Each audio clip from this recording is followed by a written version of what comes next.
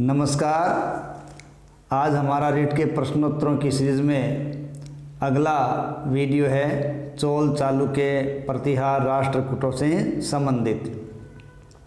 तो इसी कड़ी के अंदर हमारा आज का पहला प्रश्न है, कोप्पम का युद्ध किन के मध्य हुआ। देखिए, जहाँ तक कोप्पम के युद्ध की बात है, यह युद्ध चोल शासक राजाधिराज और चालुक्य शासक सोमेश्वर के बीच हुआ था। ठीक है, चोल शासक राजाधिराज और सोमेश्वर चालुक्य शासक के बीच हुआ था।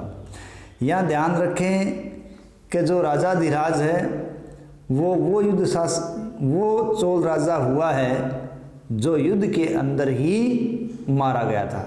ठीक है, सोमेश्वर प्रथम से लड़ते हुए युद्ध भूमि में मारा गया राजा था राजाधिराज चोल। एक दूसरे इसके बारे में खास बात है कि ये चोल शासकों के अंदर अंतिम शासकों में माना जाता है या प्राचीन अंतिम शासकों में माना जाता है जिसने अश्वमेध यज्ञ किया था।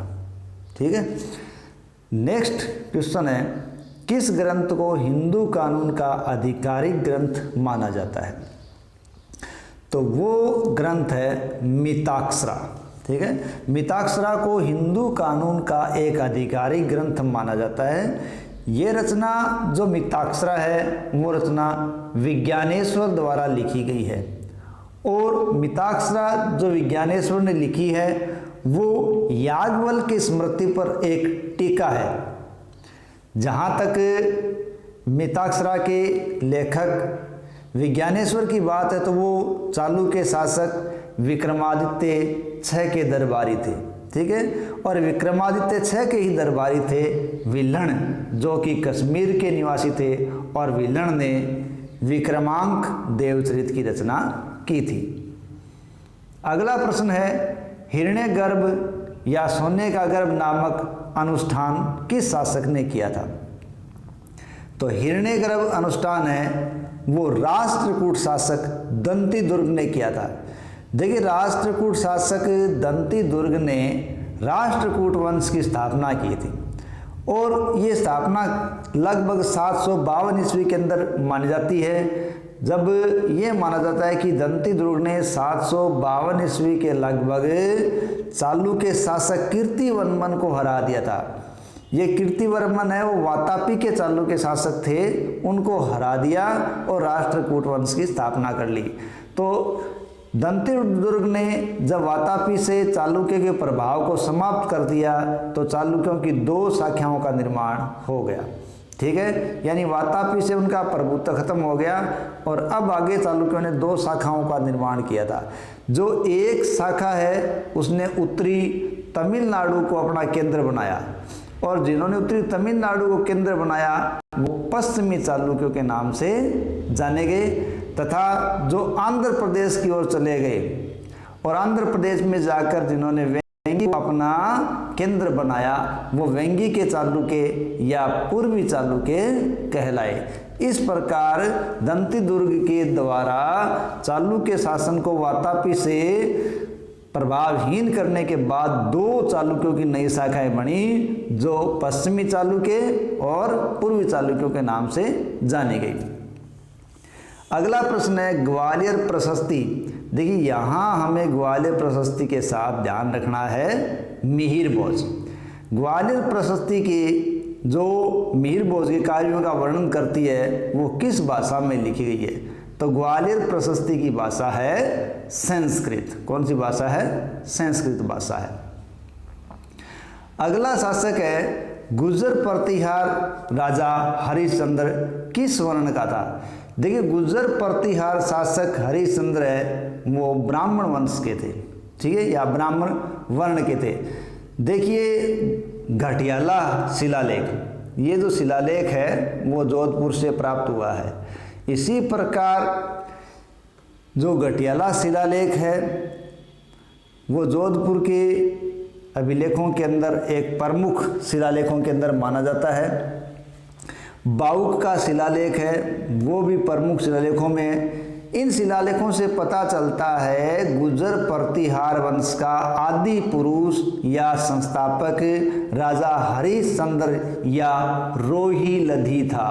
ठीक है, एक और नाम आता है इसका रोहिलधी। तो इन्होंने स्थापना की थी प्रतिहार वंश की और एक ब्राह्मण पुरुष थे, ऐसा तात्कालिक अभिलेखों से पता चलता है। और जहाँ हम इनके मोहनोत नैण सिंह के संबंधों की बात करें तो मोहनोत नैण सिंह अपने लेखों में गुर्जर प्रतिहारों की 26 शाखाओं का उल्लेख करता है। घटियाला अभिलेख बाहुक अभिलेखों से पता चलता है कि ब्राह्मण पुरुष हरिश्चंद्र की 2 पत्नियां थी, जिनमें एक पत्नी ब्राह्मण थी और दूसरी पत्नी क्षत्रिय थी। ठीक है, तो ब्राह्मण पत्नी से उत्पन्न जो संतानें थी वो ब्राह्मण प्रतिहार के रूप में जानी गई और जो क्षत्रिय पत्नी से उत्पन्न थी वो क्षत्रिय प्रतिहार के रूप में स्थापित हुई। इस प्रकार तात्कालिक संकेतों से पता लगता है और माना जाता है कि जो मंडोर की शाखा थी वो क्षत्रिय गुर्जर प्रतिहारों की शाखा थी। अगला प्रश्न है महाराजाधिराज का अर्थ क्या होता है। देखिए, महाराजाधिराज का अर्थ है राजाओं का राजा। नेक्स्ट प्रश्न है गोपुरम शैली के मंदिरों का विकास किस युग से माना जाता है। ठीक है, देखिए गोपुरम शैली के मंदिरों का विकास चोल शासकों के शुरुआत से माना जाता है। देखिए चोल शासकों की जहाँ तक बात है, चोल शासकों ने मंदिरों की द्रविड़ निर्माण की शैली को प्रश्रय दिया था और उन्होंने उन द्रविड़ शैली के मंदिरों के अंदर विशाल गोपुरम या दरवाजे बनाए। ठीक है, गोपुरम यहाँ क्या है, अंदर जाने के दरवाजे हैं, विशाल दरवाजे, उनको गोपुरम कहा गया है। तो वो किसकी देन है, चोल शासकों की देन है। ठीक है, जैसे तंजौर का वृद्धेश्वर मंदिर, गंगे कोणचोलपुरम मंदिर, ये प्रसिद्ध चोलकालीन मंदिर है। अगला प्रश्न है हमारा कावेरी नदी के किनारे 100 मीटर लंबे बांध का निर्माण किस चोल शासक ने करवाया, जिसने अपनी राजधानी उरगपुर या उरेयूर से कावेरी पत्तनम स्थानांतरित की थी। तो वो व्यक्ति है करिकाल। ठीक है, यहाँ ये करिकाल होगा। कौन है, करिकाल। चोल शासक करिकाल ने उरेयूर से कावेरी पत्तनम को अपनी राजधानी बनाया था और 100 मीटर लंबे बांध का निर्माण कावेरी नदी पर करवाया था। नेक्स्ट, चोल प्रशासन 6 प्रांतों में बंटा हुआ था, विभक्त था, इनको क्या कहा जाता था। देखिए चोल साम्राज्य का जो पहला विभाजन था वो 6 प्रांतों में था। इन प्रांतों को हम मंडल कहते थे। क्या कहते थे, मंडल। नेक्स्ट प्रश्न इससे जुड़ा हुआ है कि सही क्रम बताइए। जैसे कि हमें ऊपर वाले प्रश्न में पता चल रहा है कि साम्राज्य जो सबसे बड़ी इकाई में बंटा था वो थी मंडल। मंडल से बन रहे थे कोट्टम और कोट्टम से छोटी इकाई थी नाडु, नाडु से छोटी इकाई कुर्रम और कुर्रम से छोटी इकाई थी ग्राम। इस प्रकार राज्य की जो सबसे छोटी इकाई थी वो ग्राम थी। थोड़ा यहाँ ध्यान रखें, चूँकि ये नाडु शब्द है उसी नाडु से तमिलनाडु का नामकरण हुआ है। अगला प्रश्न है चोल राज्य में प्रचलित सोने का सिक्का क्या कहलाता था। तो चोल राज्य में प्रचलित सोने का सिक्का कासू कहलाता था।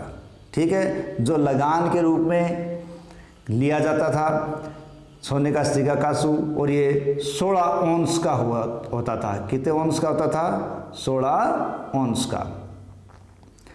अगला प्रश्न है मामल्लपुरम या महाबलीपुरम नगर की स्थापना किस वंश द्वारा की गई। तो महाबलीपुरम या मामल्लपुरम नगर है उसकी स्थापना पल्लव शासकों द्वारा की गई थी। किस वंश के शासकों ने की, पल्लव वंश के। पल्लव वंश के शासक हुए हैं नरसिंह वर्मन। ठीक है, तो नरसिंह वर्मन पल्लव वंश के सबसे शक्तिशाली शासक हुए हैं जिन्होंने तमिलनाडु में महाबलीपुरम नगर बसाया था और द्रविड़ शैली में यहाँ रथ की आकृति के मंदिर बनवाए थे। इन रथ की आकृति के मंदिरों को सप्त पेगोड़ा नाम से जाना जाता है। ठीक है, अगला है सुमेलन कीजिए।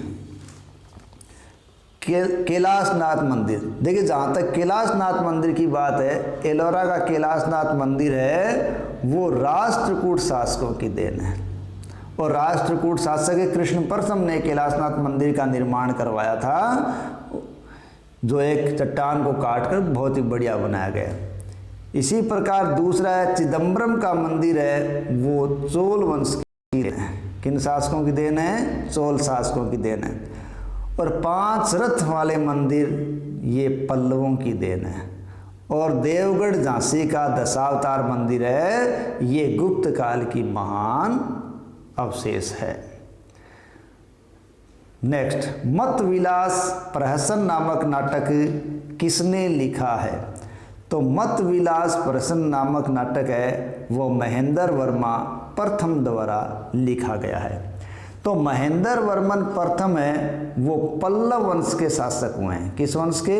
पल्लव वंश के शासक हुए हैं। और इन्होंने जैन धर्म स्वीकार कर लिया था और मत विलास प्रहसन नामक पुस्तक लिखी थी। यह पुस्तक एक हास्य ग्रंथ है और महेंद्र वर्मन ने मत विलास गणधर की उपाधि धारण की थी। ठीक है, और इन्हीं के समय पल्लव और चालुक्यों का संघर्ष भी शुरू हुआ था। यदि पल्लवों के प्रथम योग्य शासक के रूप में देखा जाए तो महेंद्र वर्मन प्रथम का नाम लिया जाता है। अगला प्रश्न, किस चोल शासक ने चालुक्य और चोल के एक नए वंश की स्थापना की थी? ठीक है, तो वो है कुलोत्तुंग। ठीक है, देखिए कुलोत्तुंग प्रथम है वो वीर राजेंद्र के पश्चात शासक बना था। ठीक है, और कुलोत्तुंग प्रथम के समय ही चोल चालुक्य वंश की शुरुआत हो गई। और कुलोत्तुंग का जो समय है वो चोल काल के अंदर एक शांति काल का समय माना गया है। जिस समय कुलोत्तुंग प्रथम चोल शासक था उसी समय चालुक्य शासक विक्रमादित्य शेष था। ठीक है, हालांकि विक्रमादित्य ने कुलोत्तुंग से संघर्ष का प्रयास किया लेकिन वो हार गया। कुलोत्तुंग की खास बात ये भी रही कि उसने राज्य के कई भूमिकरों का पुनः सर्वेक्षण करवाया। व्यापार में जो चुंगियों का, तटकरों का जो जाल बिछा हुआ था उन बाधाओं को दूर किया, यानी करों को हटाने वाले राजा के रूप में भी कुलोत्तुंग का नाम लिया जाता है। नेक्स्ट प्रश्न है, गंगे कोंड चोल की उपाधि किसने धारण की? देखिए ये राजा है राजेंद्र प्रथम। यहाँ क्या मानेंगे? राजेंद्र प्रथम। चोल शासकों के अंदर बहुत ही शक्तिशाली शासक हुए हैं। जो सबसे शक्तिशाली शासक माने गए हैं वो राजेंद्र प्रथम माने गए हैं। और उन्हें दक्षिणी भारत में जो विजय अभियान चलाया उसके कारण राजेंद्र प्रथम को दक्षिणी भारत का नेपोलियन भी कहा जाता है। ठीक है, और उसने बंगाल के पाल शासक को हराकर, ऐसा मान से महिपाल को हराया था ऐसा माना जाता है, और पाल शासक को हराकर उसने गंगे कोंड चोल की उपाधि धारण की तथा गंगे कोंड चोलपुरम नागर एक नगर का निर्माण भी करवाया था। और वहीं उसने चोल गंगम नामक एक विशाल तालाब का निर्माण भी करवाया। राजेंद्र चोल के समय बंगाल की खाड़ी है वो चोलों की झील के रूप में प्रसिद्ध हो गई थी, क्योंकि इनकी शक्तिशाली जहाजी सेना या नौसेना बहुत ही मजबूत थी, जिन्हें श्रीलंका पर भी अधिकार कर लिया था। दक्षिणी भारत में नहरों की प्रणाली किसकी देन है? तो दक्षिणी भारत में नहरों की प्रणाली चोल शासकों की देन है। ठीक है, चोल शासकों ने नहर विकास पर पर्याप्त ध्यान दिया, कृषि की व्यवस्थित स्थिति को और बढ़ाने का प्रयास किया और साथ ही साथ उन्होंने अपनी नौसेना को मजबूत किया और बंगाल की खाड़ी को उन्होंने अच्छी तरह से अपनी सेना को सुसज्जित करने के रूप में काम लिया था। प्रसिद्ध शिल्पी दीमान और विठपाल का संबंध किस वंश से था? देखिए इन प्रशिल्पियों का संबंध पाल वंश से था। ठीक है, इसी के साथ अपने ये प्रश्नोत्तर समाप्त होते हैं। धन्यवाद।